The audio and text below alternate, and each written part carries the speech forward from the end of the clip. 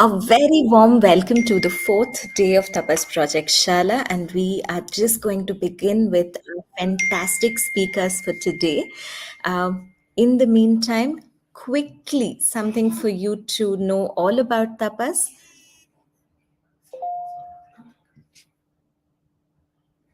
Once upon a time, there was a kingdom like no other. A kingdom ruled by its own subjects, with no kings or queens, where the subjects were ably guided by the great warriors of the land who protect them from every threat and enlighten them with precious knowledge that would help them become rulers of their own land. It was a kingdom that did not need a ruler. When the people of this kingdom wish to play, they make their own toys. When they wish to eat, they run their own kitchen and decide on their own menu. When they desire entertainment, they sing their own songs, celebrate their own art forms, and enact their own plays. How harmonious a kingdom would be if all the subjects worked together in unity to build it. Here is a kingdom where there is knowledge not only in its books but everywhere in the air.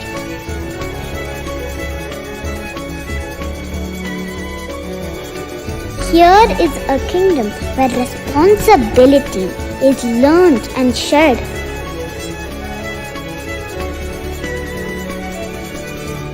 Here is a kingdom like no other.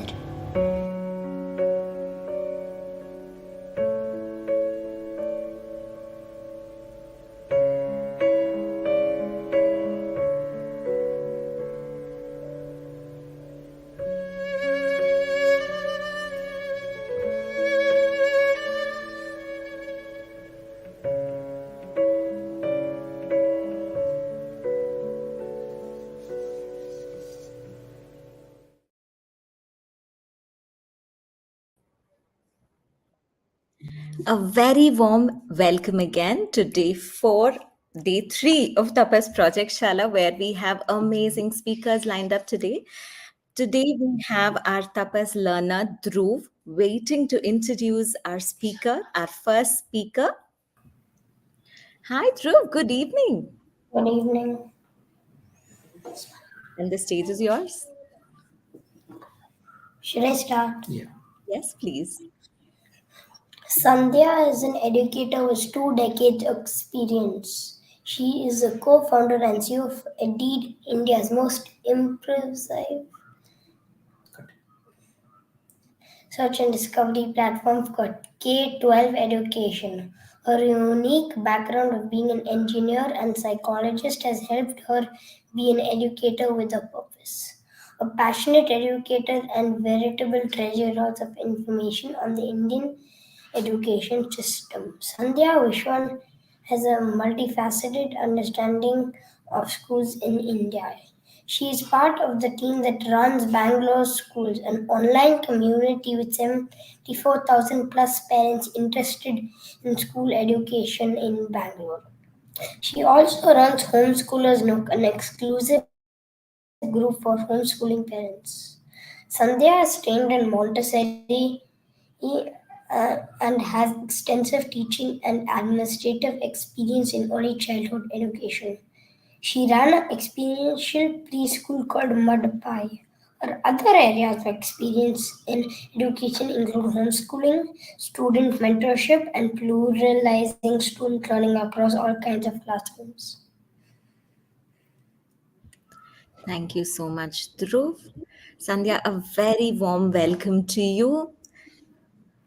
Thank you, Nishanti, and thank you, Dhruv, for that wonderful introduction. We are Thank you. very excited to listen to all that you have to share with all of our viewers, and the stage is yours. Thank you. Good evening to everyone present here today. And Shanti, I will need a little bit of help in the. Yes, thank you.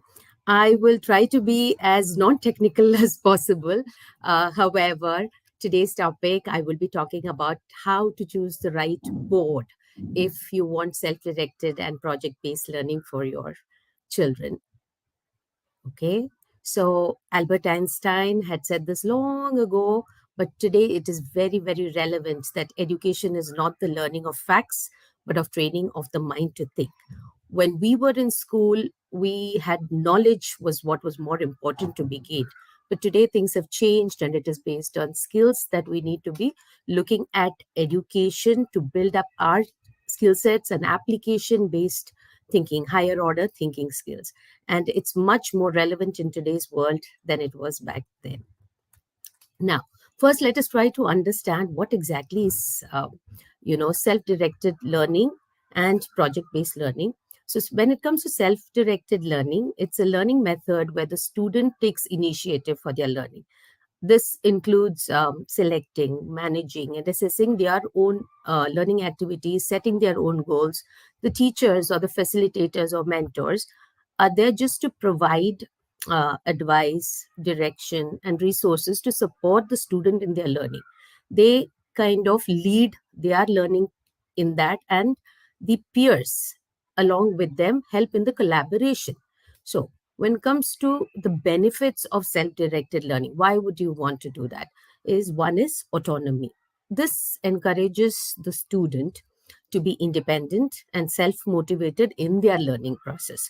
So they have control over their learning and what they are learning, how they are learning, and they learn to understand themselves also better. Personalized learning, so the learning or the education can be tailored to individual interests and pace of the learner. Now, ownership of learning, the as I said earlier, the control lies in the student, and this fosters responsibility and accountability for their own learning. So they then try to understand where they have the blocks. They're able to go back to the mentors and who help only in facilitation. So please understand this is unlike earlier where the teacher was teaching, they gain knowledge from the teacher. Today, the self directed learning makes them responsible for their own learning, the student. Okay. Yes. Now, coming to project based learning. So, project based learning is a method where the students learn by actively engaging in real world or personally meaningful projects.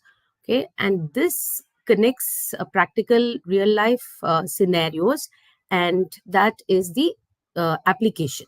So, where the children would get projects which are around them, they start to take the problems instead of earlier where it was knowledge gained and then they would apply when the time comes, which was a difficult proposition for most people. But at that point of time, that was all that was required. Knowledge was what was required to get a job or move ahead in a career, while today it is all these skill sets that make the students stand out or make their career in areas that make a difference to the world. So real world application would connect their learning to the practical real life scenarios.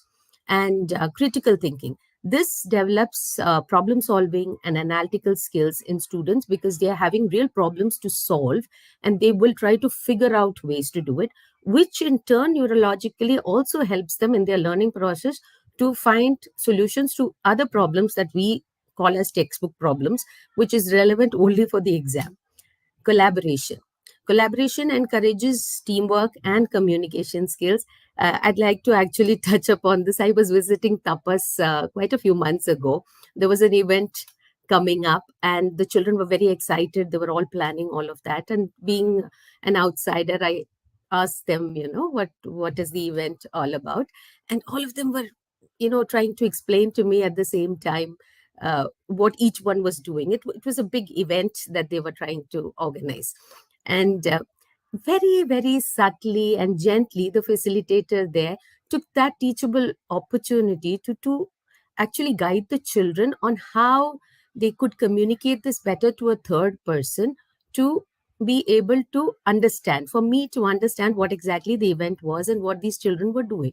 So this just came about because I happened to be there. This wouldn't have been a lesson plan. So all this, when it's real life projects that the children are working on, they get to meet a lot of other people other than just their facilitators as well, and they learn real life applications to the problem there. Now, coming to this thing, okay, so the project and project based learning. Now, all of us have been to school, we've had projects come up, we've always had to do projects, we've made models, we've made charts, all of that. Now, what's the difference between that versus project based learning? So, in the project that we used to do, it was actually mostly a form of assessment. It was done at the end of a topic when the teacher, or we've completed one topic, we've learned a lesson, is when the project was given to us, and the goal was just to complete that project, to understand how much we had learned or understood. While in a PBL or a project based learning, the project is the main unit, or the lesson plan itself, if you can call it that. The whole thing, everything from what skill sets need to be built up to the assessment, everything is part of the project. That is the main unit of the whole thing. Earlier also, when the projects were given to us, the teachers were the ones who would guide us on what needs to be done. This is the project that you are given.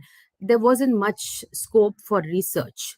A little bit, maybe we weren't given enough time, but the teacher gave us instructions of what was needed, what would you need at the end of that, and we would make our projects, and that was about it. While here in PBL, the inquiry is driven by the student. The student takes on the onus or the responsibility of the direction in which that project can move. Not just one student. When it's a team, it's multiple people working together, individuals, and you can see how that progresses very differently, even when it is with 2-3 different groups of students. In the first one, in projects, we were focusing more on the product, while in PBL we focus not only on the product, we also focus on the process, because the skill sets are built and developed during the process of PBL. So the mentor is able to watch out, observe, see which student might be good in what area, what strength should they be working on. Usually I advise on skipping the weakness part at this stage and working more on the strengths of each child, being able to communicate to them. So that process is much more important than what is the final product. And for the project, the regular project that we have, it's just one activity that we do. While in PBL, it's a real life application, a real world context. So the children also get to choose based on their problems around them versus somebody giving them a problem. So there would be, most of the time I've seen that they are places I've worked at as well, we have a lot of conversation with the children on what project do we need to do, and from there, that's where the facilitator or the mentor is able to uh, put in or weave in the skill sets that are required to be gained over that process of doing that project. And in the earlier projects, this the project that was built would be displayed or presented in the classroom, and that was it. So that learning that has happened, ticked mark, and we were done with. While mostly in project based learning, the end result is either shared as a presentation with the public, and there is some impact that is resulting from this activity. So the children also have a sense of accomplishment on what they have done. Their learning is much more stronger than just facts that go into their head, because they have actually worked on it and they've presented it or done something. There is an action that comes out from that as well. Okay, now to the main question that parents have all the time. They're asking me, how do I choose this board? I want self-directed learning for my children. I want project-based learning, but which board is more suitable for that. And this is a lot of confusion there. I have a lot of clients asking me about this, and it's a though there are many factors on choosing the board. Simply put, I'd say right in the beginning or in primary elementary years, go with the pedagogy rather than the boards. But also, just to understand before on choosing the boards, let's try to get a gist of what each board is about, and then we can go ahead on understanding which kind of board would be facilitating or helping to develop self-directed or project-based learning. Now, the first thing that you all need to understand is education boards are required only for the exams. So boards are bodies that set up and conduct exams. So where does that, our first exam set comes up only in 10th grade, secondary, and then the senior secondary. So it is relevant. A board is relevant only in high school. Till then, learning needs to happen at a pace of for the child. Each child develops their skill sets also at a different time, and also there are basic skill sets. I think by the time 11 years, 12 years, I would expect a student to be well versed or proficient in, let's say, reading, writing, comprehension, and arithmetic skills. As long as that is built, then the preparation for an exam can start post that. So most parents are worried, okay, all this activity based learning, that's all fine, but how do we work towards the exam? But a board selection is important only at that time, and I would suggest only post middle school. You don't have to do a check before that. Now, there are many other boards as well, a few other boards, sorry, but these are the most common ones that we see in India. The CBSE board, which is the Central Board of Secondary Education.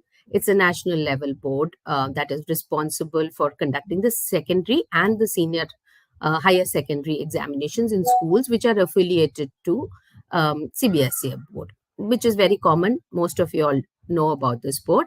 The next two exams, 10th standard exams, that would be the ICSE, which is equivalent to the 10th, and ISE, which is equivalent to the 12th grade. The board is actually known as the CISE. So the exams, the ICSE is the Indian Certificate of Secondary Education Examination, and this is conducted by the CISE board, which is the for the Indian School Certificate Examinations. Okay, so we usually say the ICSE board, but it is not. It is the CISE board, and the exams are the ICSE and the ISE. So the ICSE's foundation is mostly English. It is an English medium course exam. English has main focus. Humanities has a lot of focus. Science, math, all the subjects go in depth when it comes to the ICSE or the CISE board. The third national board that we have, which is common, is the National Institute of Open Schooling, or the NIOS, which is mostly chosen by homeschoolers or children who are going into other streams, children with difficulties. So it is at par with the CBSE or the NCRT curriculum. Now, coming to the international boards, popular in India, we have the IGCSE exams, which is the International General Certificate of Secondary Education. This is from UK, and there are two different boards. Cambridge is much more popular, but Pearson Edexcel also is a popular board that we can find in India, that we see. Okay, so the exams name for equivalent to 10th is the IGCSE exams, and for 12th are the A levels. So the A levels exams are for the 12th grade. We generally hear them using IGCSE for 10th or 12th, but IGCSE is only for 10th standard, and A levels are for the 12th grade. The other international board that we know is the IB. IB is the International Baccalaureate, and this is not per se an exam. It's a framework that builds on skill sets. And there are 3 different programs for the IB, unlike the other boards where affiliation is for all the way from grade 1 to 10 or 12. For the IB board, the accreditation has to be gained in these 3 different blocks separately, which is the PYP, which is the primary year program, MYP, the middle year program, and DP, the IB diploma program. So the PYP, the primary year, and the MYP, the middle year program, focuses on mainly on the skill sets of inquiry based learning, interdisciplinary study, and development of global citizenship. So the learner profiles are very important throughout the IB program as well. While the IB diploma is a very rigorous 2 year course which emphasizes on critical thinking, research skills, and international mindedness. So you must understand that the IB is not an exam per se. It's more of a framework to build up skill sets, and it's more customized to each individual and how their learning happens. It's a wonderful board that way. Now, again, back to the question of how to choose the board. So, generally, we were talking about the self directed learning and project based learning. None of the boards, including the Indian boards, promote rote learning or studying for the exam. The base is, if you go to the vision and mission of all the boards, the CBSE or the CISE, all of them state that learning should happen experientially. Children should be good human beings. A holistic development is what they're looking at, and the pedagogy is left to the school to be done. So, I mean, more than the board, I would think you need to identify with the pedagogy. Having said that, the international boards, it's most likely that the international schools that follow the international boards would be doing self directed and PBL. The reason being the assessment. The assessment of these exams force the schools to be able to do this, otherwise those exams cannot be taken. So our exams, most of the Indian board exams, though they might be a couple of application based questions, is mainly still a question answer based. Okay, so learning can happen, child can be good at it and still focus on how to put down the answers for the exam towards the last 2 years. While when it comes to the IB board or to the IGCSE and the A levels, the question papers or the assessments are very much application based, totally application based, which means that they cannot just learn definitions, formula, get 2 marks for that. That's not possible in the international boards. Most of that is given to you. It requires the student to make use of their mind and apply. Even among the two, I would still go ahead and say that in the Indian system and also developing skill sets, I would choose the UK curriculum. The reason being, the UK curriculum also has a structured curriculum. So it's easy to build skill sets and also keep track of the learning goals that are coming up, while IB is a little more focused more only on the skill sets rather than the content, which for Indians and future, when you look at college admissions and the college courses, might be slightly difficult to continue in India. It's a lovely um, board, by the way. However, this challenge might exist. So at one shot, if you ask me, maybe the IGCSE A levels would be a good bet to, or schools following this, purely this, to focus on for parents if you're looking for project based or self directed learning. However, having said that, there are also some schools in Bangalore which follow the Indian curriculum or one of the Indian boards and still manage to do the same. But they're very few in number. This would be a good thumb rule to look forward to and go ahead with. So, and one size does not fit all, so I cannot say this board is the right thing for your child. Each child's learning is also very different, so you need to find a pedagogy or a school that follows a pedagogy or a methodology that is a right fitment for your child. So based on my work also, I have worked with children and building a platform right now. We believe in what is works for one family might not work for the other family, might not even work for siblings. One school might be the right fit for one child and not for the other. So that's all for today regarding this. And Nishanti, if there are any questions.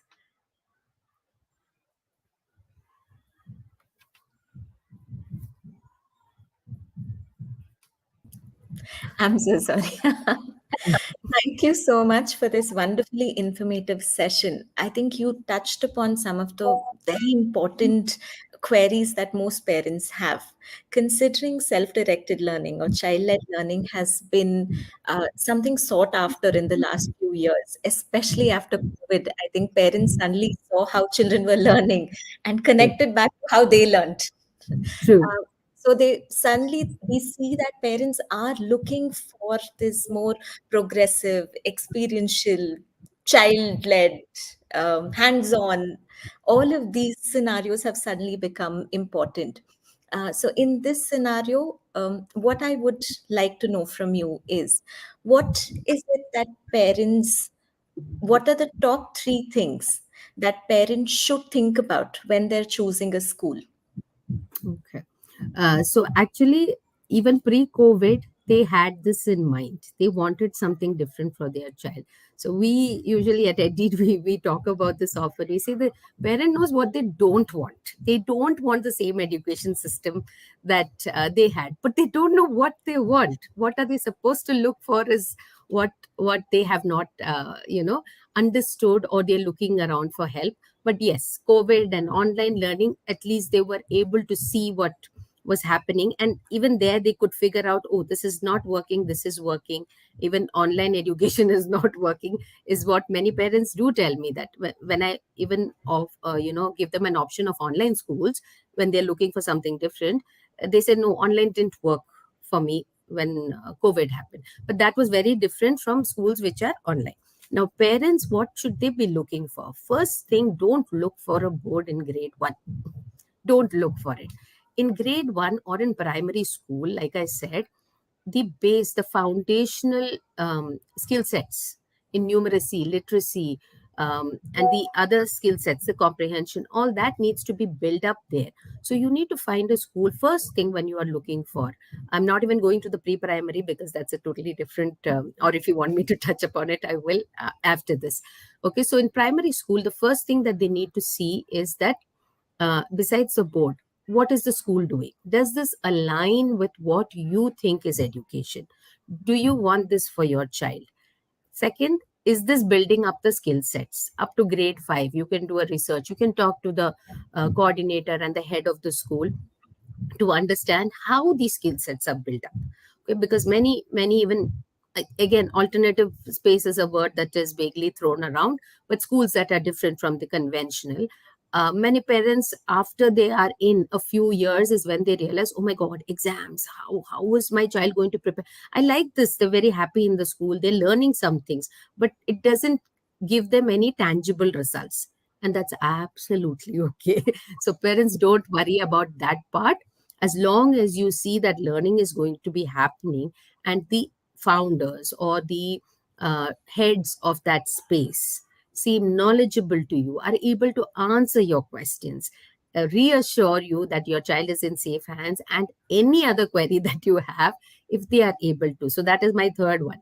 The heads, the people running the space, that is what you need to be looking at, their experience. Most parents have a gut feeling when you speak to the so to the team, actually. I mean, because most of the spaces like this, the team works together, it is not just one head. Even the head is actually holding them together. The team is who runs the show. So if you're looking for something like that, these 3 points are the ones that you need to be looking at, and mainly the person running the team that runs the, even if the team leaves, if the head has the same vision, and you see that most of them who are present at this point of time have a similar vision, they will be able to replace the facilitator. I mean, Bangalore attrition rate is very high, personal reasons also, but they will be able to replace with similar minded people. So parents just need to look at that in the primary level, and then make that board choice much later at middle school. So, would it be advisable for a parent to look at two different schools? Because when we're talking about till fifth grade, that it's okay to be part of any school, but after that, they need to look at a board. Would that be advisable? So that mostly depends on the child. Most often I have seen that, like I said, these alternative schools or spaces, choose a board which is flexible enough for every kind of learner. However, there are a few parents who are very particular when it comes to higher grades, that I need my child to go into this path of professional competitive exams. Okay. Personally, I might not be the person doing that, but I cannot blame a parent looking at something like that. That parent continuing in the same school would just be turmoil and aggression both ways. I've heard so many complaints up and down because the parents feel that you're not preparing, or the school is not preparing the child for life, because they believe that competition is what drives it. Okay, but I personally don't believe it. But if that is what they believe, that is also the culture that is being this thing at home. So they are talking about such things, the child is going to be totally confused. In that case, it is better to move, which will prepare the child for something like that, for the school as well as for the family and the child. I would rather look at the child at that point of time than looking at what do we want or what do we think is the right thing. However, I've mostly seen that the spaces that want to be affiliated have mostly go with an NIOS, because that gives them the freedom, even if it is the Indian system and a straightforward question answer session, but it gives them the flexibility to actually do what they want to do in the learning process and prepare for the exam only at in the last 2 years necessary, or they go for the IGCSE, because there also there's a curriculum framework which is easier to work with, and the choice of subjects in both these boards are quite wide. And I don't know, for some strange reason, though the CBSE and the ICSE also have subject options, most of the schools that are affiliated do not opt for those and they go with the regular subject. So parents who want this would obviously be wanting subjects that the child is good in versus just anything that the school is offering. So they will be more open to these two boards. Okay, great. You briefly spoke about parents thinking about, are the children future ready? Are they able to become a part of the society? So, if again, you can list down three skills that parents need to look out for in any school that the child is developing over the years, which will make them uh, Future ready. ready for the world out there. Okay. So I did say that. However, what I have seen in my experience is most of the parents don't understand that the future is not something that we know, or what skills are required. For them, they still think that the safe option for the child, and this is a larger number. However, I see the numbers growing in spaces like Bangalore, Mumbai, but not fast enough, I would say, because they think that the competitive exams and the age old what career options we thought of are the is the way to go, which is not the case. Now when I say future ready, we need to get the children ready for a future that we also have no clue about. So that is exactly why skills need to be built up. So it's not just three. When you say the critical thinking, the analytical skill sets, finding out what drives them, what they're passionate about. You could be a wildlife photographer and do very well, you are happy about it. Music technology, sound technology, you don't have to be a musician for that. Musician is an added advantage. One of my sons did that. The other one's a sports enthusiast. So when we talk about career options, we tend to think, our generation tends to think of only one. So there's a silo there in fact when it comes to career. So when you say sports and music, they only think of performance. But Correct. these industries have so many other people and teams working, together to make that thing happen. The event that we are watching, an IPL or a performance at one of the events, there's so many other people there, right? And nobody thinks that that could be what your child could be doing very happily. They don't want to be on the stage, but they're part of the, and they're the main person probably, handling the back end team there. So I think those skill sets of having to be able to you know, adapt soon when something happens. That all that comes in the critical thinking and the analytical skills, all that. When you work with, what happens is when you're working with PBL, the children naturally develop this, to look at things around them and those problems and see what is the solution. Exam is a problem then, when it comes, so they work around it using their skill sets. How do I prepare for that exam? I might not like to, really learn this part and sit in, but I have to do it. So what do I do? What is the quickest way for me to do that? One child might have some mnemonics that they will build up. Another child might find it better to continue reading it and, um, retain the information in their mind to be able to put that. I have friends who are doing workshop for children on how to make your notes, how sketching helps. So this depends on the child. How do you prepare for an exam is another skill set. That's your problem, right? So parents need to be looking at schools. Don't look at the boards per se at any point of time. Look at the skill sets that they are building up.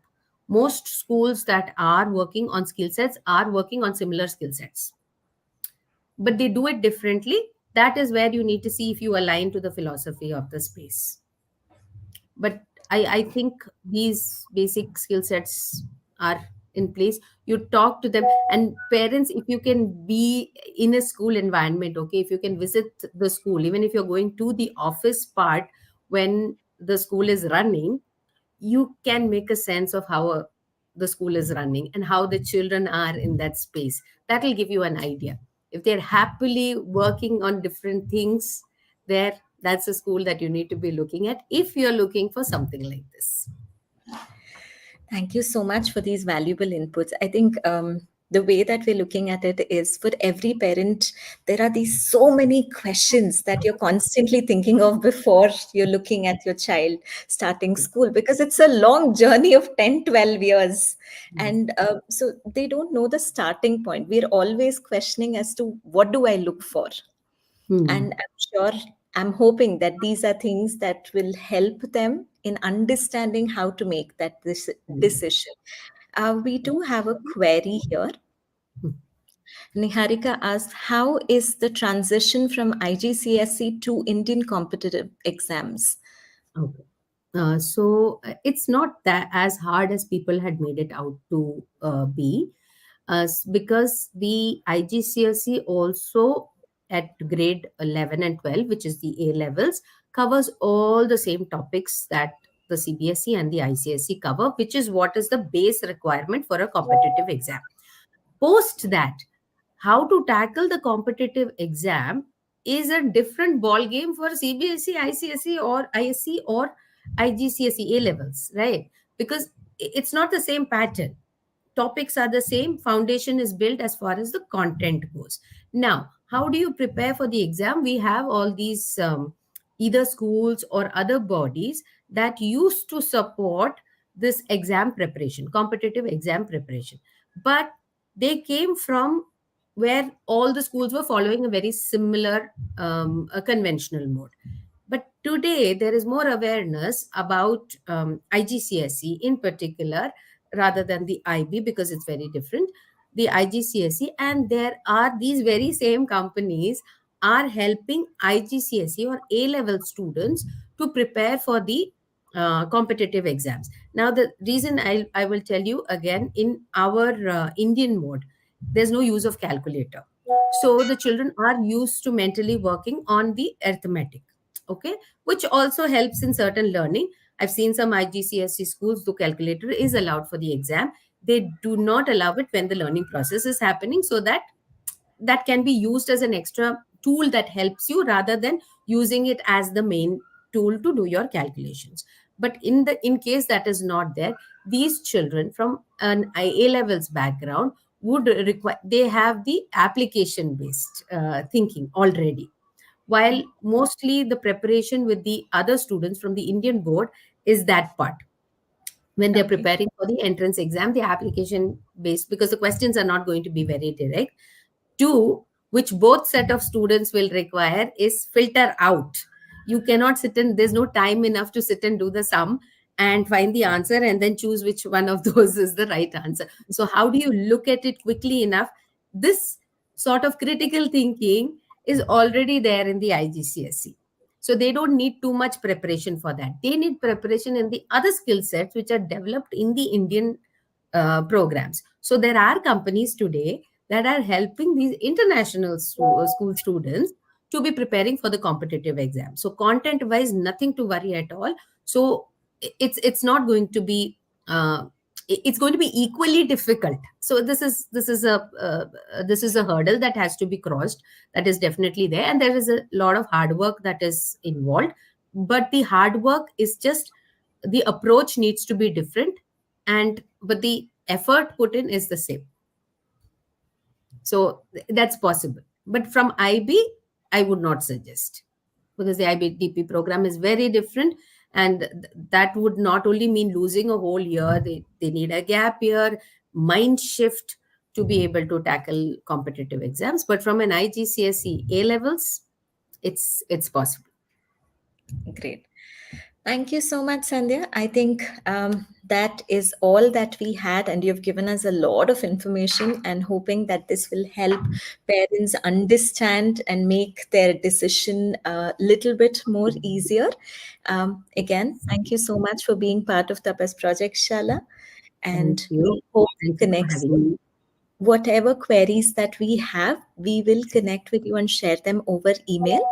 And anything else that you want to respond, we would love for you to share it with the viewers, whatever they have asked for.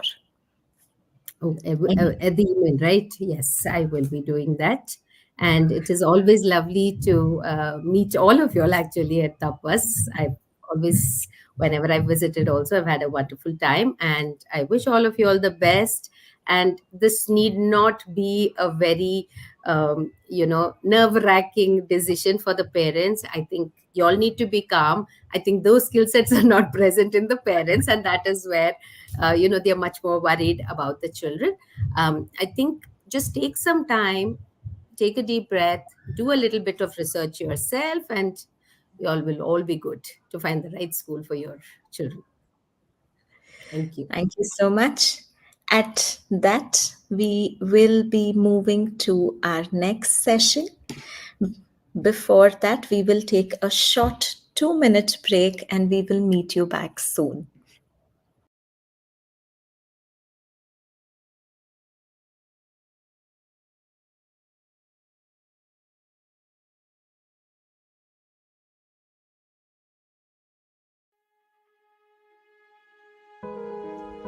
Meet our spirited group of students. Today, they're not just learning about fossils, they're bringing them to life, and the magic is about to unfold.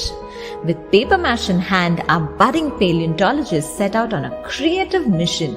But here's the twist, they're not crafting just any fossils, but they're making trace fossils.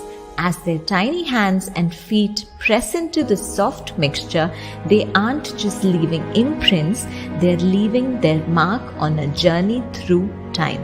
So buckle up, young adventurers. This fossil making journey is just the beginning of the incredible adventures awaiting you at Tapas Education.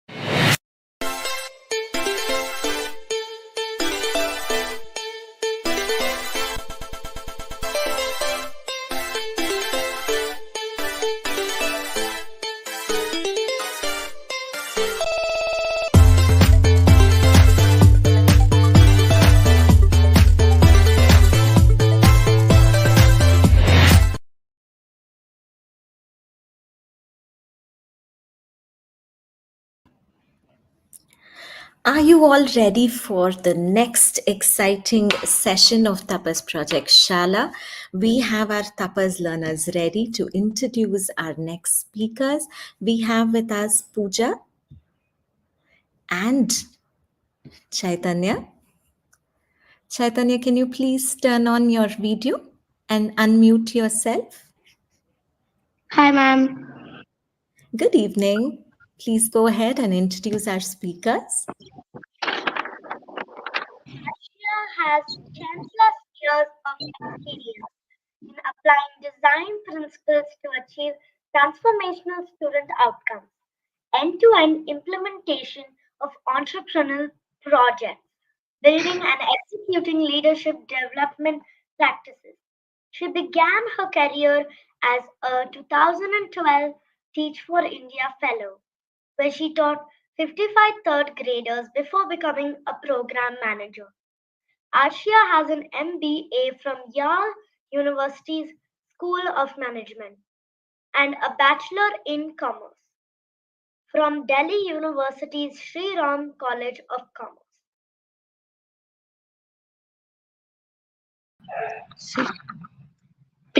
Preksha is a co-creating a democratic learning space in Dhan life in suburban Jaipur that facilitates self-directed learning and is rooted in self-ecology and collective responsibility. She, she is an interdisciplinary educator and researcher. She has worked with the public and private schools in India on several research projects on socio-emotional learning (SEL) and inclusion in education. She also believes in the transformative power of travel in the learning process and is a founding member of Travelers University. Thank you.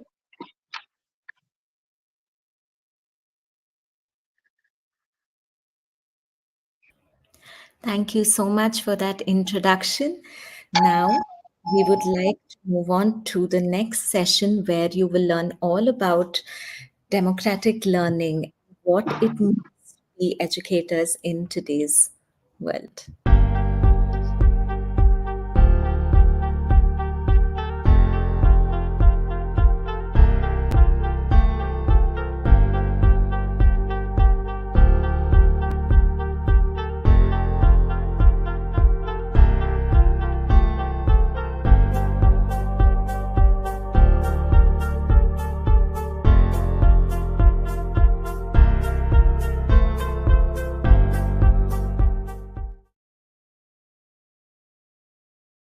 place to develop that. I have been in India, as you already know a little bit about the both of us. But just for context, today, as we're here to talk about.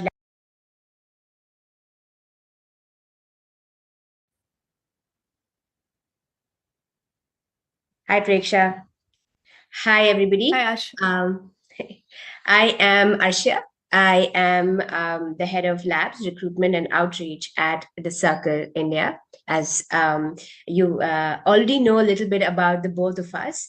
But just for context, today, as we're here to talk about lessons from the field on democratic learning, we'll be talking specifically about both of our experiences around that. Preksha has a far more extensive experience around that. So I'm going to be asking her more of the questions from lessons on the field.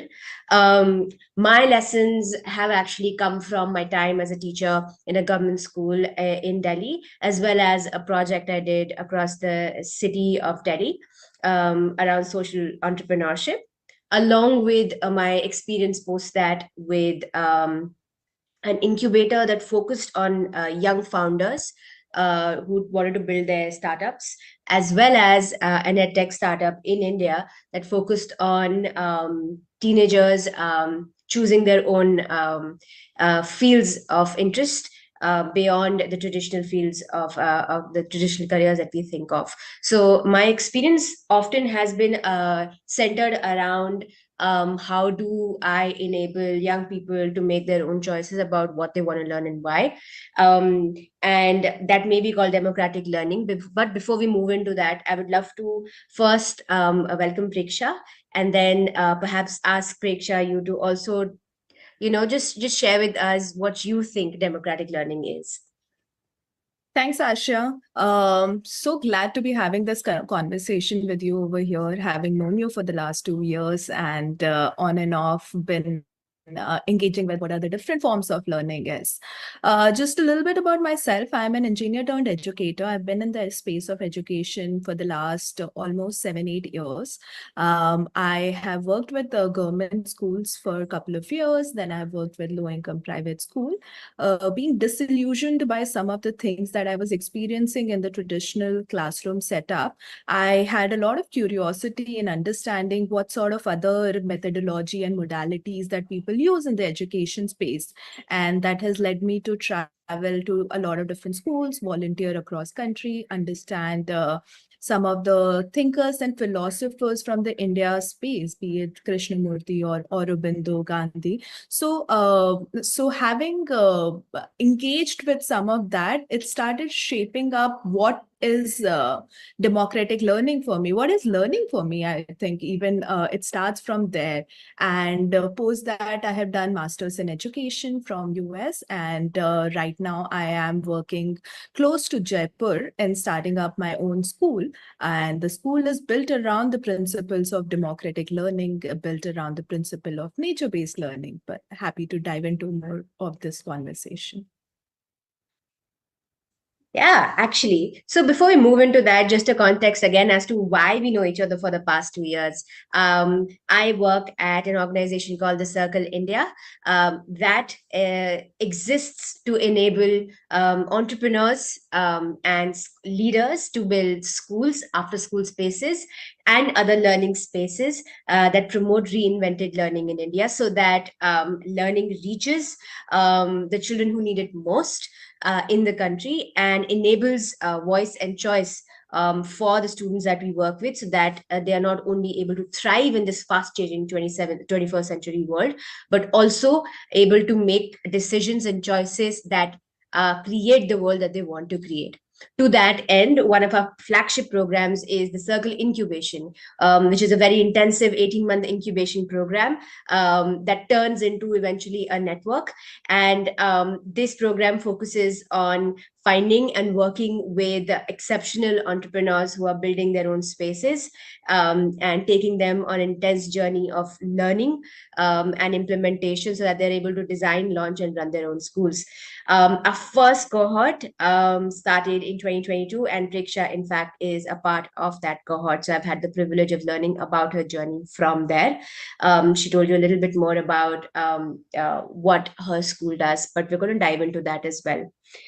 Before we dive into that, actually, Preksha, so let's actually begin by defining just for anybody who's watching this, listening to this, what democratic learning is.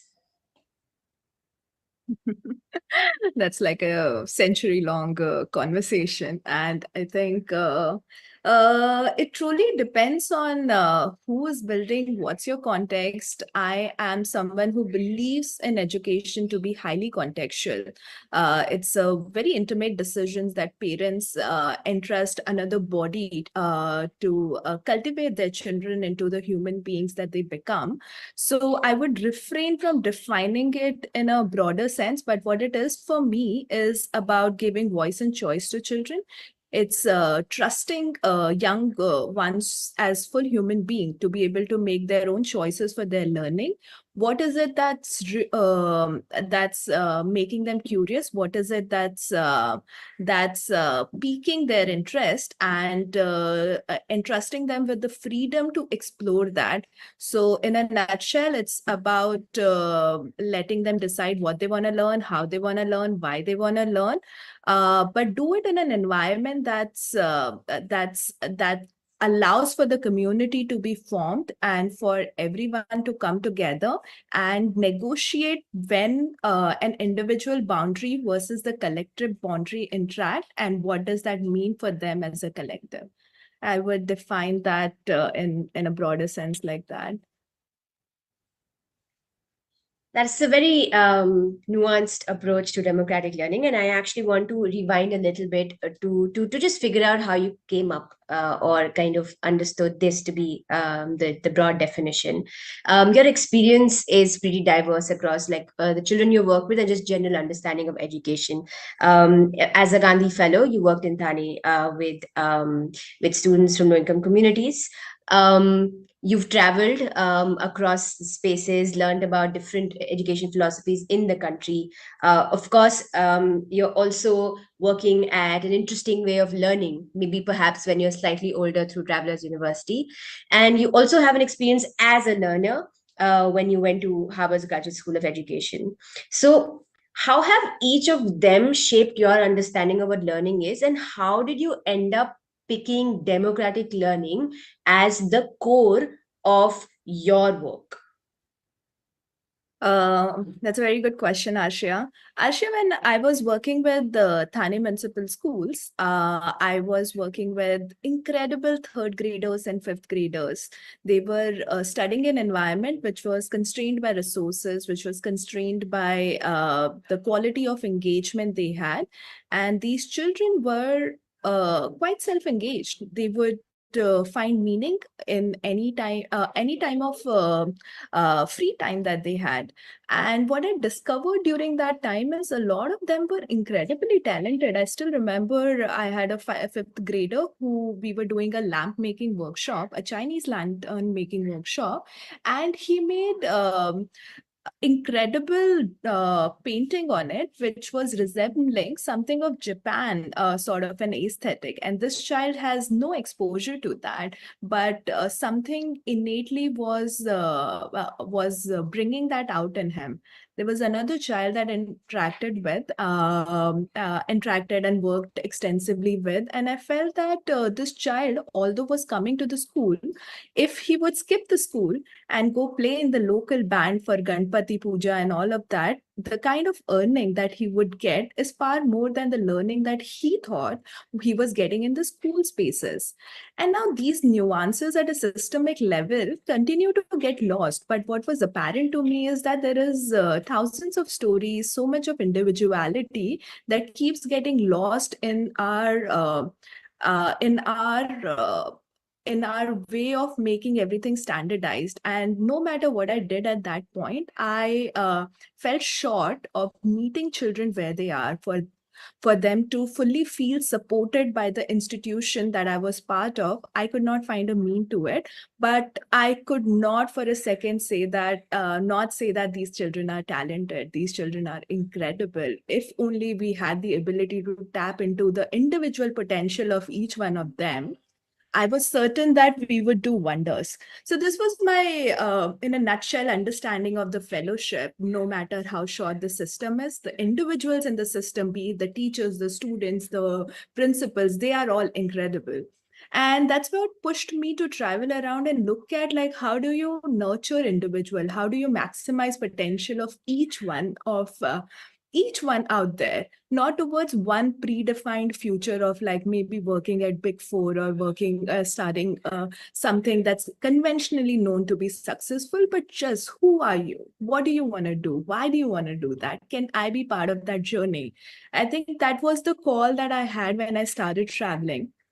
And that's what I discovered in the schools that Krishnamurti runs, or Krishnamurti inspired schools run. This has been the backbone understanding of, I feel, the Indian older systems and older thinkers. I mean, I don't want to generalize, because I do know that there are a lot of nuances. There are a lot of like challenges also with that perspective. But what I'm broadly trying to say is that that has been part of the culture that a lot of these alternative schools, as they are called, follow. So as I did that, I would randomly go with a 7-year old, chase rain clouds on a evening, and this just the sheer amount of love this child had towards a small puppy.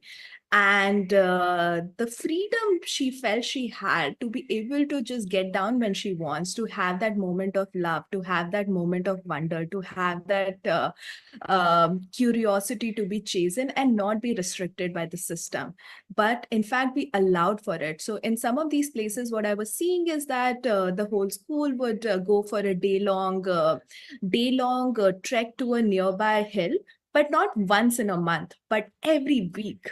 Imagine the compounding impact of doing that for 16 years. You enter a school at 5 years, you've been going to one hill for like 16 years. The kind of relationship you would have with that, or the kind of nuanced understanding you have of an ecosystem like that, I feel like there's nothing that's more profound. And there were like many experiences like that, but then that's what I would encapsulate as one of the travel nugget that I carry with me. Then you spoke about masters. I did my masters at Harvard Education School in US, and when I was sitting down there with a lot of these researchers and people whose paper, be it the Harvard Gardner's multiple intelligence to the concepts of neuroscience, when I'm sitting down with them, the kind of humility and kind of innate curiosity they have, it sort of touched me, and it immediately shifted me from being a person who's looking for a solution to being part of the solution, because ultimately all of these people still knew that they don't have answers. They don't know what it really takes to cultivate a human being, and what is cultivating human being, what is your brain doing when it's interacting with the learning environment. And there's just so much of nuances. No matter how much generalized statements we make, there are some things we definitely know, and that in that sense, the last 3 decades have been incredible progress in understanding what education can do, how the brain development is informing us about what we can reasonably do in the classroom. But ultimately, knowing that they are still looking for answers, they're still fully sitting in this understanding that each context is different, each human being is different, and ultimately you have to be part of the figuring of that. And I think that's what I take away. I think that's where I transition from being looking for seeking a solution to creating a solution. And now at Dhun, I am building based on what is my best understanding of all of these places and all of these learnings, and intuitively what I think is right for the young ones. Absolutely. And I can trace so many parallels to my own journey in understanding democratic learning as well. I think the first lesson I learned was when I was a student in school, and I'm sure like you'll resonate with this, and a lot of the people who might listen to this will resonate with this.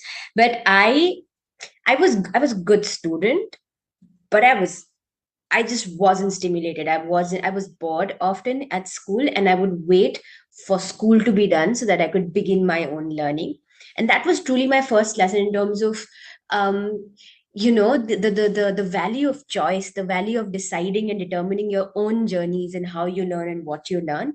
And my biggest learning lessons were when I would sit with my brother and talk to him about mythology. And I am also a Bharatanatyam dancer. Because of that, I got into even deeper into mythology, and through mythology, it was natural pathway into philosophy, and through as well as into history. So and that I think has helped me hone my intellectual capacity so much more than anything I did at school.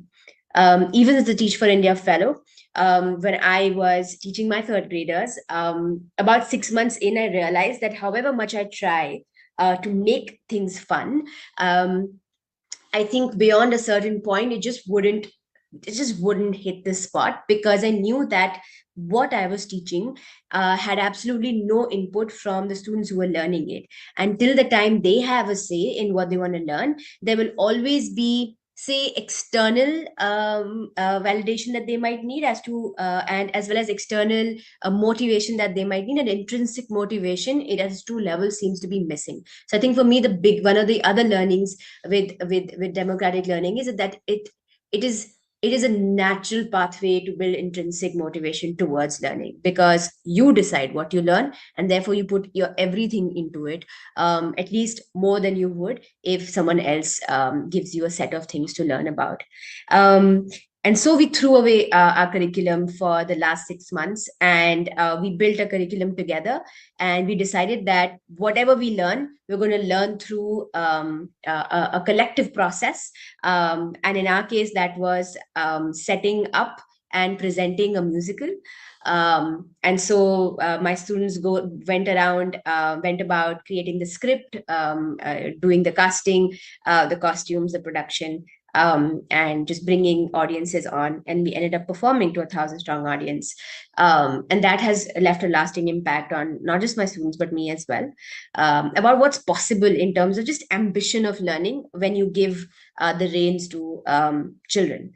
And it kind of translated automatically into the next thing that I did, that I worked with a community, 5 different communities and teens from across 5 different communities, on a city project where the mandate was to figure out how do you build student leadership. But we went about it in a way where we decided to ask students themselves what is it that they want to do, because I guess that's lesson number one in leadership, because leaders decide for themselves what they want to do, and as well as what they want to do for others. And so we gave the reins to them unanimously, almost in consensus, because they were all teens. They wanted to build things.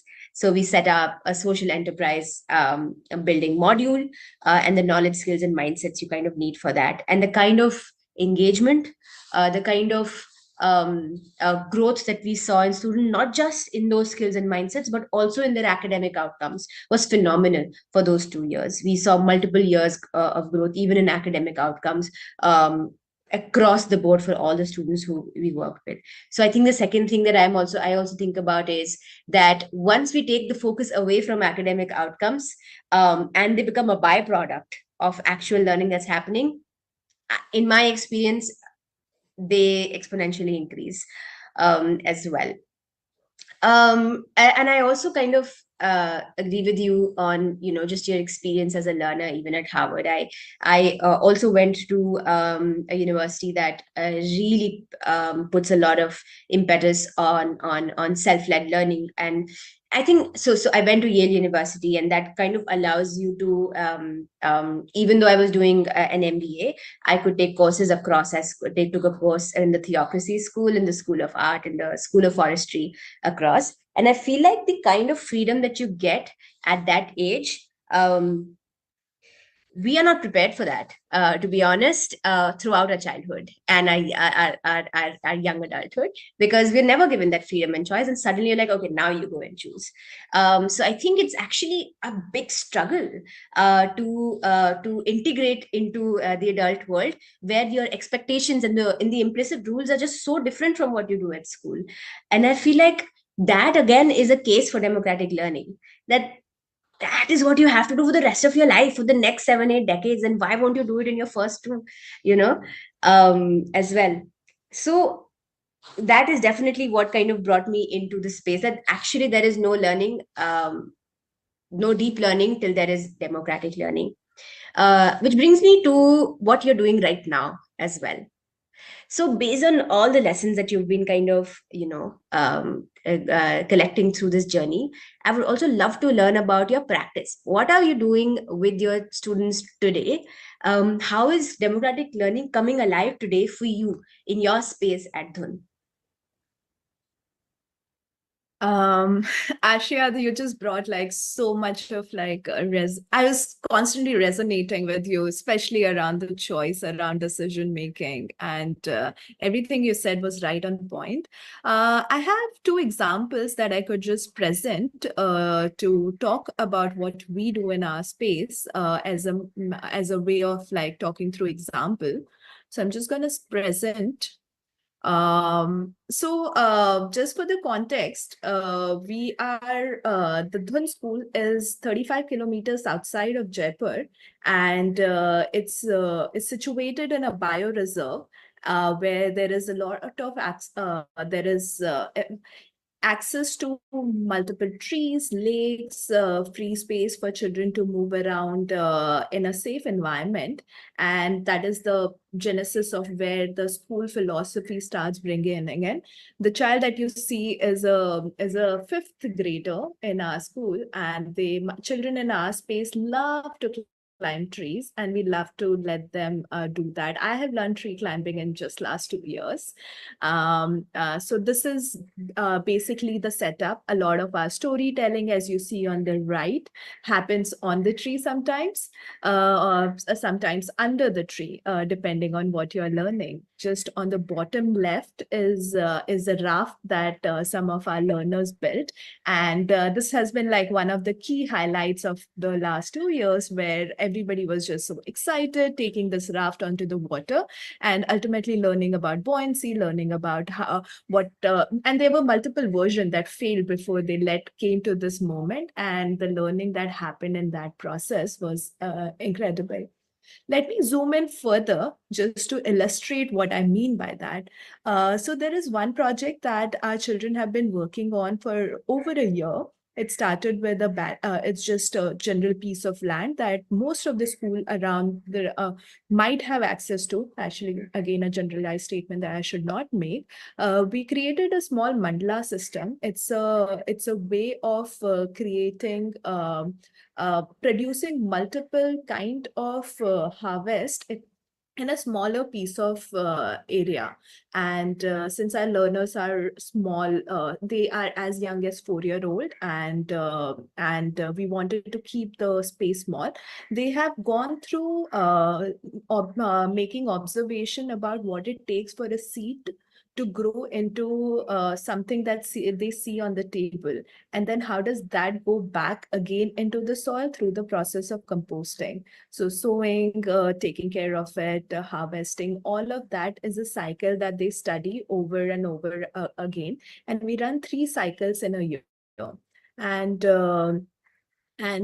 ultimately, this resulted into a book that all our learners collectively wrote. It says Mandala Ki Kahani, and it just captures their learnings and their a lot of cute observations that they made along the journey. And we don't use any pesticides. And the first time that we did, we still saw that a lot of these smaller insects were coming, but like slowly we started seeing that there were other insects which were supportive of this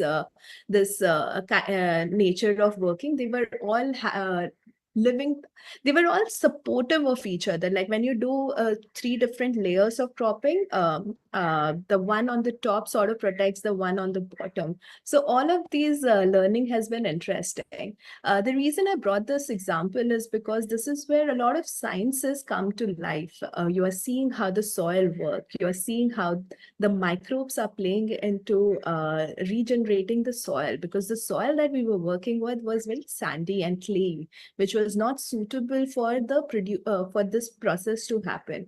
So moving from preparing the soil to actually eating and seeing what they are seeing on the table and how it goes back, it's a complete cycle that they were able to do. And we also integrated some language and story writing into as a process, and them seeing something come to life as a live product that they otherwise use in their library was quite an empowering feeling for them. So this is one example. Another example of this would be and this is particularly, Arshia, as you were talking about making decision, and about how when you are interested in something, how motivated you feel about it. So this guy, he's Antriksh, he's in ninth grade, and the street that he lived in, this is rural Rajasthan, there was no street light there, and he wanted to solve for it. He just came up to us and said that he would like to build a solar street light. And we took them through a 3 months journey where some of the tools that he needed, he was provided for, and he himself went around learning from YouTube. The top left is a barefoot college in Telonia that he went, and he interacted with a lot of folks over there just to understand what's the technicality behind that. He brought that back into our space, learned, built this solar street light, and he has installed. And this still continues to light up the street that he lives on, and is certainly a moment of growth and pride for him. Um, just to say that there are multiple examples like that, but I have a 1.5 minute video that I'm just going to quickly play for users to have more better understanding of it.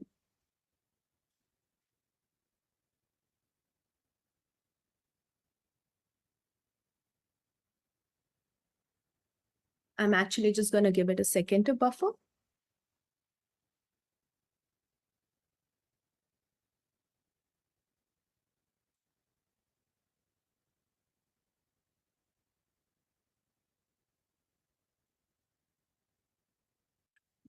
I don't think the internet is going to allow for that. Yeah, so that's about it. Amazing. Preksha, that was so fun to learn, and especially about Antariksha's story as well. And like it really goes to show, right? Like the just the diverse levels of learning you can achieve, and just the expanding ambition and depth of learning is I think that's like beyond par when it comes to like democratic learning. What I also saw in some of your examples, and I would love for you to touch upon it, is how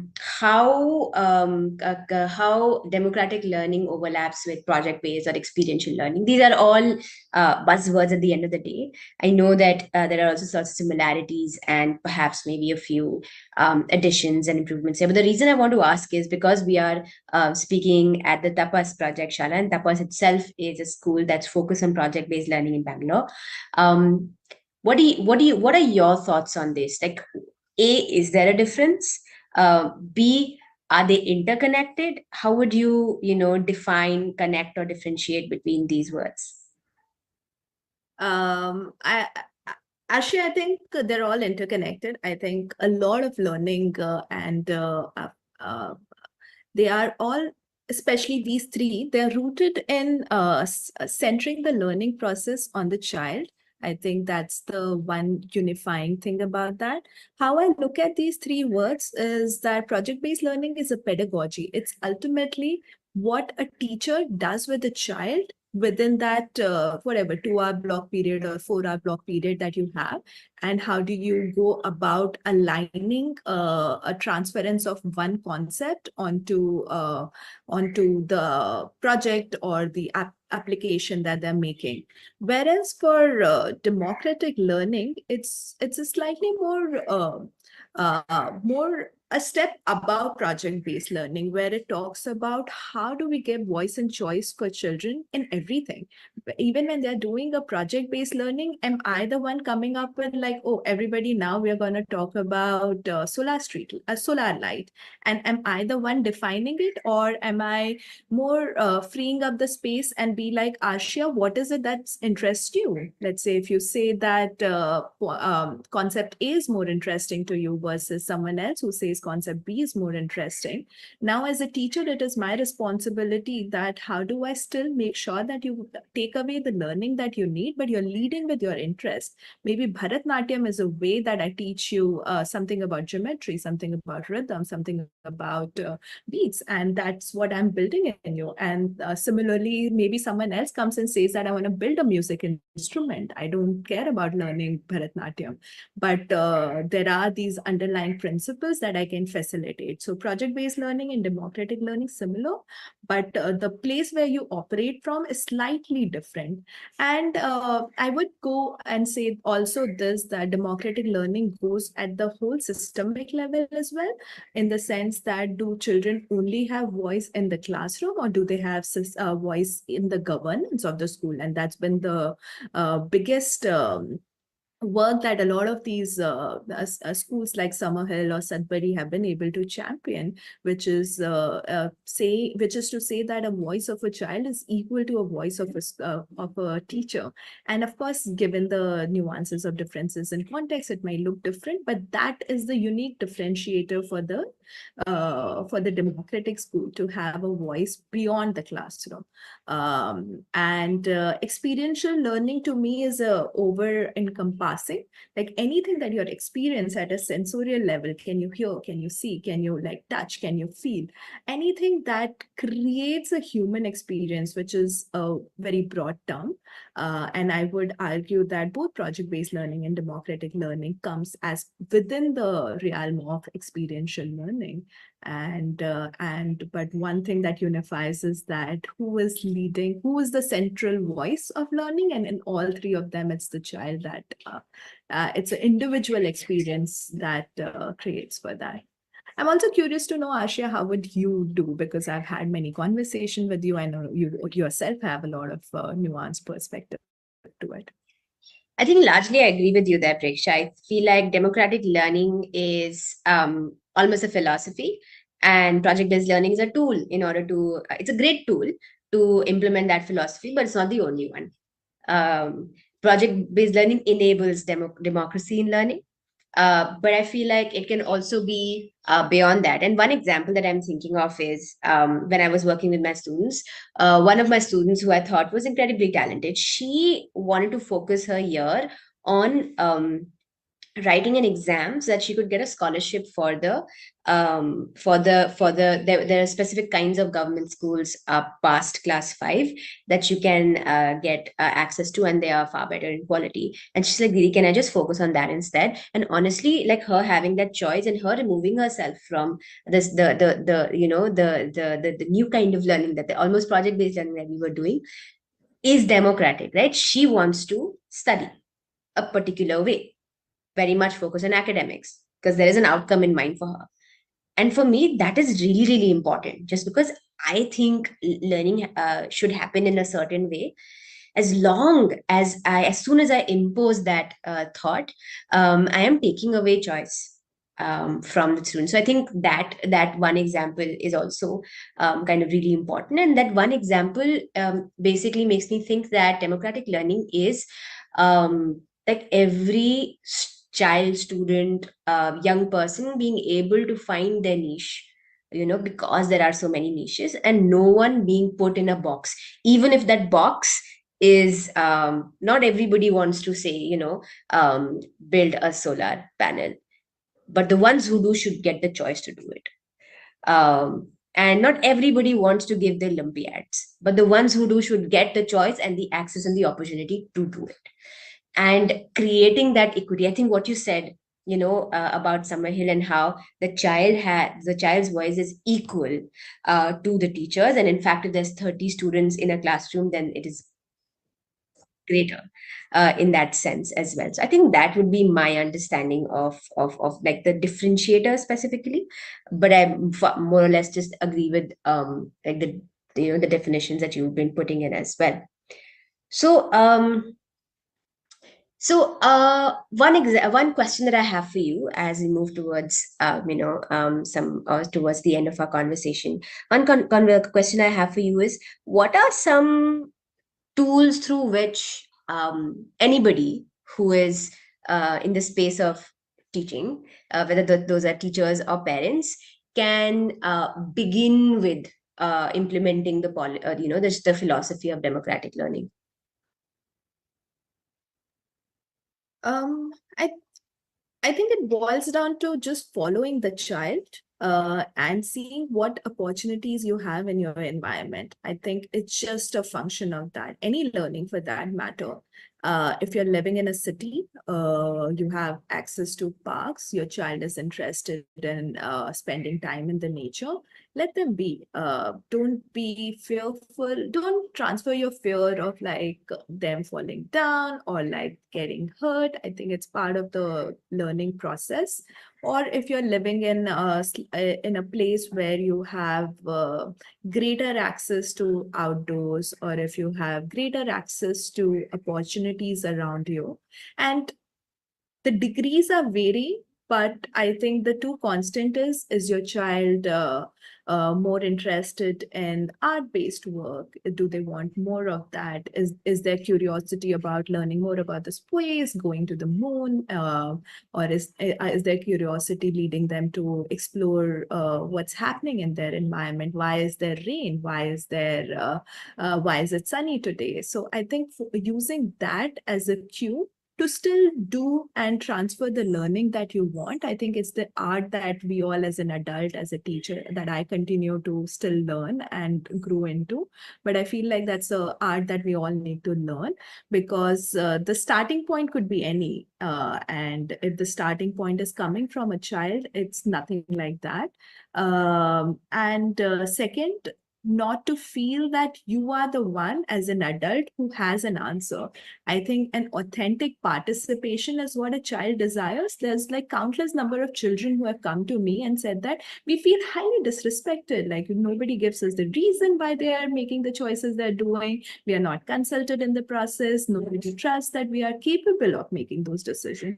And I have heard it from teenagers as well. And I feel like we are, it's a very disempowering state to put our children in. And I don't need to know all the answer. I don't know the answer. You also may not know the answer. So how do we just authentically participate with them? I do not know why it's raining today. Let's find out. I do not know whether I can go and play in the park with you, but maybe can we figure out, can you ask other people around you to do it? Because then we are also empowering them to see what are the resources available to them. Maybe an aunt want to do that, maybe a cousin want to do that, maybe their own friends want to do it. So just looking for that, taking the pressure off from adults that you're not responsible for everything, and trusting the young ones that they are capable. Their voices do matter, and if they make the choices and they continue to make those choices for the initial 15, 16 years of their life, I think they would be the leaders, as Aarshiya, you were saying, that leaders do have to make choices and they will grow into that being, but maybe a leader of their own self and like whatever cause that they're interested in. Absolutely. Um, and so I think one big impetus to actually introduce democratic learning for children that we spend a lot of time with is that it is indeed a skill, to make choices, and to make choices that make sense, to make choices that are beneficial. um, and the more we keep those choices away from people as they're growing up, the more they're going to struggle to actually be able to learn that skill once they have grown up. And there are a lot of other, I feel like there will be correlation to a lot of other things about, our adjustment, our ability to deal with the world, our ability to deal with our own mental health, as well as physical well-being, as well as financial well-being. And I think there's a lot of benefits and advantages to introducing just democratic learning, and to seeing young people and children eye to eye, and respecting their choices. But Preksha, the bottom line is also that just like people don't choose to do it, right? Over and over again, across schools, across spaces, the democracy of choice is missing, right? So there can be multiple reasons for that. Some, of course, is that one big reason is it seems easier to just tell children what to do, rather than entertain their questions.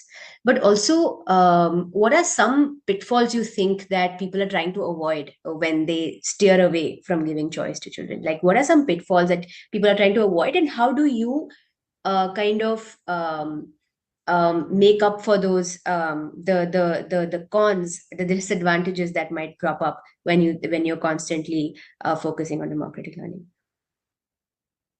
Actually, I think it's a fear of unknown. I think a lot of us adults in the education space also have not truly experienced making choices all our lives. We do not know what the consequences of our own action would be. We do understand to a certain degree, but we may not fully be aware of what it feels like when a child makes a choice that we know is unsafe for them. But having not had that experience ourselves, and having not known that the first time I fall, although isn't the worst fall, but it's also allowing me to trust that my body is at this weight, it's probably not yet ready to do that. So I'm going to build my first schema of knowledge that, okay, so in order to climb a tree, I need to be able to hold on to certain things, and then my legs need to be positioned in a certain way. Whereas if I, as an adult, I come and help them just climb up, they don't have risk assessment. They don't understand what their capacity is. What can they trust their own body? So in my quest to help them, I am ripping them of their moments of learning, and it largely comes from fear, just fear and inexperience. If I, as an adult, start being treated differently, maybe I, as a teacher, might act differently. And that's the somewhere a huge learning of teacher training space as well. Like, unless a person is experienced or has faced certain kind of pedagogy themselves, it's impossible for them to just cognitively transfer. And that's the nuance of this, is that democratic learning, experiential learning, it's a full being. It's not just about cognitive aspects of being with being and transferring one piece of information from one place to another, but it's about being fully present with your body, with your soul, with your all sort of non-verbal cues that you may have gotten habituated with over time. So you come as a full being and you interact with full being, and that's somewhere the nuances, and that's where the fear is, and that's where the pitfall is. And it comes also from a place where we expect too much from ourselves as an adult. But I think if we all just loosen up a little bit and be more authentically present to one another and each other's growth, I think that's a leap of faith that India and its education system needs to take at this point in time, particularly as the society and the world and the job market is changing. Yeah. And I think one other thing I also would love to address here is that we are preoccupied with covering content. And it often feels like if children get to choose, how will they learn all the things that they have to learn? And whenever someone says that to me, right, whenever a parent says that to me, an educator says that to me, I always pose this question to them: how much of what you learned in school do you remember? How much of what you learned in school do you apply? And often the answer is not more than 10 to 20%. I assure people here that when you learn through the democratic process, there is at least double, if not triple, that amount of retention that will happen, because everything that is being learned is applied, is being experienced, and is coming from a very deep intrinsic motivation. So when we think about, okay, but what will learn, or how will they learn all the things they have to learn? Whatever we do, people will learn what they want to learn. So when we say democratic learning, we just are able to expand how much they want to learn, as opposed to how much they choose to in what we impose on them. And I think that's something that I often say. One final thing I want to say, as we close out this conversation, Preksha, is okay, if someone's interested in learning more about it, how would you recommend they go about it? Like, do you recommend some schools to visit, some books to read? Definitely, I think visit, reading, watching videos are some of the incredible ways of going about it. I think if anybody Googles democratic school, there are a bunch of videos published by, in a more authentic sense, from Sudbury's or the Summerhill, but in a more contextual sense, if you're based out of Bangalore, as I know the parents of Tapas is, there are multiple schools that actually follow principles of democratic schooling. They follow principles of project-based learning, and I don't want to name them at the moment, but there are multiple. Would naming be helpful? So if you're interested in the most extreme forms of it, maybe Arohi Open School is a fully democratic space, and it's completely led by children from day-to-day basis. They come together, they make their own day flow and what they're working on in the long term and the short term. Similarly, there are a lot of other schools in Bangalore. I would totally recommend visiting. Please write to me if you have further question. I would be happy to actually point and make some connections. Yeah, and I think I would add before like closing this out, as I am based in Delhi, Mirambika is a great school to kind of also learn from. It is based on the Aurobindo philosophy of education, and they are also deeply motivated by what children want to learn. Another space, it's slightly, it would be a little different from a fully a democratic learning space is Riverside School in Ahmedabad, where I'm sitting right now. And they've been able to build it into a pedagogy that also aligns with a lot of the mainstream expectations that we have from education, and I think they're being able to balance it really really well. Related to that, their founder Kiran Sethi has actually come out with a book really, I think recently, is Everyone Can, and it's available on Amazon, like for you all to read as well. And of course, Tapas itself is a fantastic place to develop that. I have been to the school and I have seen the walls, and I know they're doing fantastic work. So also good luck to them and everybody who actually already sends their suits to Tapas as well. I think you're doing right by your children there. With that, I would love to close this out. Thanks so much, Preksha, for just sharing this space with me, and also like just for us to have this conversation. It was really great.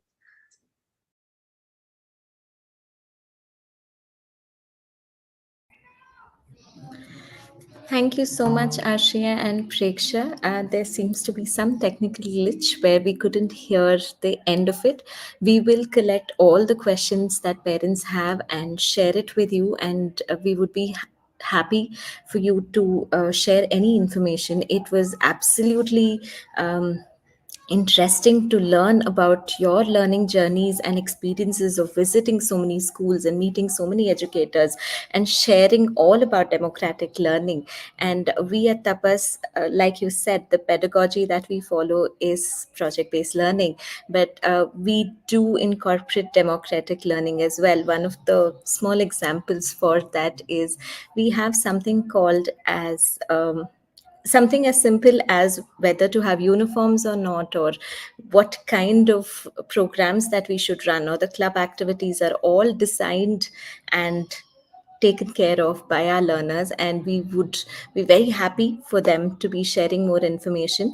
And we're very happy that you're currently at Riverside, and Ms. Kiranbir Sethi is truly an inspiration, and all the work she does is fantastic, and we're glad that she was part of our Tapas project Shala in our previous session and has shared all about the work she does.